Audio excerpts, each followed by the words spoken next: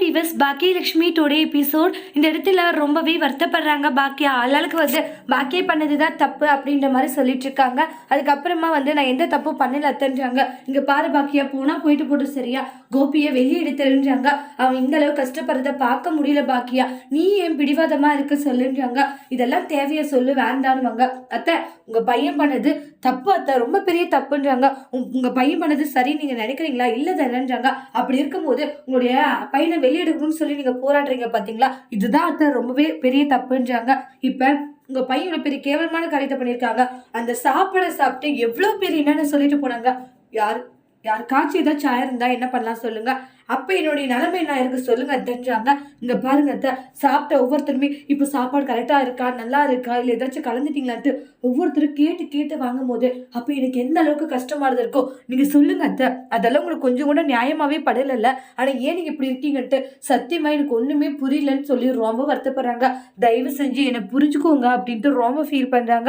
இங்க பாரு பாக்கியா, எல்லாமே சரிதான், ஆனா அதுக்காக வந்து நீ அவனை வந்து வெளியே எடுக்க மாட்டேன்னு சொல்றதெல்லாம் தப்பு அப்படின்றாங்க. முடியாதுன்னா முடியாதுதான் அப்படின்றாங்க. அம்மா நீங்க பண்றது தப்பு மாட்டு செல்லின்னு கோவப்படுறாங்க. யார் என்ன சொன்னாலுமே சரி, நான் என்னோட விஷயத்துல கரெக்டா இருக்கேன், அது சரி எனக்கு அப்படின்ட்டு கோவப்பட்டு சண்டை போட்டு போயிடுறாங்க. அதுக்கப்புறமா ரொம்பவே வருத்தப்பட்டு இருக்காங்க நம்மளுடைய பாக்கியா. யாருமே நான் சொல்றது உண்மைன்ட்டு யாரும் புரிஞ்சுக்க மாட்டேங்கிறாங்க, எல்லாரும் என்ன கஷ்டப்படுத்திக்கிட்டே இருக்காங்கன்ட்டு பாக்கியா ரொம்பவே ஃபீல் பண்றாங்க. அதுக்கப்புறம் கோபி வந்து இன்ஸ்பெக்டர் கிட்ட பேசி, சார் நான் எந்த தப்பு பண்ணலன்றாங்க. ஆனா இன்ஸ்பெக்டர் கோபியை பிடிச்சி திட்டி விட்டாங்க. என்னையா அந்த பொண்ணு மேல தப்பு தப்புன்னு சொல்லிட்டு இருக்கா, அந்த பொண்ணு என்ன தப்பு பண்ணாங்க, அவங்க கரெக்டா அவங்க மேல போலீஸ் கம்ப்ளைண்ட் கொடுத்துருக்காங்க. ஏன்னா நீங்க பண்ண வேலையால எத்தனை பேரோட உயிர் போயிருக்கோ அதை பத்தியெல்லாம் கொஞ்சமாச்சு யோசிச்சு பாத்தீங்களா? யோசிக்காத. எத்தனை பேர் உயிர் போனாலே பரவாயில்லன்னு சொல்லிட்டு தான் இந்த காரியத்தை பண்ணிருக்கீங்க. கண்டிப்பா அதுக்கான சரியான தண்டனை நீங்க அனுபவிக்கணும்ன்றாங்க. ஏதோ தெரியாது நடந்து போச்சு, அதுக்காக இப்படி எல்லாம் பண்ண வேண்டாம்ட்டு ரொம்ப ரெக்வஸ்ட் பண்றாங்க. அதுக்கப்புறமே இந்த இடத்துல கண்ணா அப்படின்னா திட்டி வச்சாங்க போலீஸ். கோபி இங்க பாருங்க, வாயை மூட்டிட்டு இருங்க, நீங்க கண்டிப்பா தண்டனை அனுபவிக்கணும். ஏன்னா வெளியே போனா இது மாதிரி பல பேர் உயிரை எடுக்க மாட்டீங்கன்ட்டு என்ன நிச்சயம் சொல்லுங்கன்றாங்க. சார் ஏதோ தெரியாது நடந்து போச்சு சார், ஆனா அவ பண்றது போது நிப்பாடுறீங்களாட்டு கோபியை வந்து இன்ஸ்பெக்டர் பயங்கரமா திட்டுறாங்க. அப்புறமா வந்து ராதிகா, என்ன இருந்தாலே மாப்பிள்ளைய வந்து போலீஸ் கம்ப்ளைண்ட் கொடுத்து உள்ள தள்ளிட்டாடி அந்த பாக்கியா, அவளை சும்மா விடக்கூடாது. நானும் நம்ம தப்பிக்கிட்ட சொன்னோம், ஆனா அவனால வர முடியாது, அட்வொகேட் வெஞ்சனை ரெடி பண்ணி வெளியே எடுக்க சொல்றானுவாங்க. அதெல்லாம் ஒண்ணு வேண்டாமா, அவர் உள்ளவே இருக்கட்டும்ன்றாங்க. என்னடி மாப்பிள்ளை இப்படி உள்ளவே இருக்கட்டும்னு சொல்ற, இது உனக்கே கொஞ்சமாச்சும் நியாயமா இருக்கான்றாங்க. அம்மா பண்ண தப்புக்கு கோபி தண்டனை அனுபவிக்கிறாரு, அதுல உங்களுக்கு என்னமா பிரச்சனைன்றாங்க. நீங்க ஏன் இப்படி பண்ணிட்டு இருக்கீங்கன்னு எனக்கு ஒன்றும் புரியலட்டு மாறி மாறி ஆர்குமெண்ட் பண்ணிக்கிட்டே இருக்காங்க.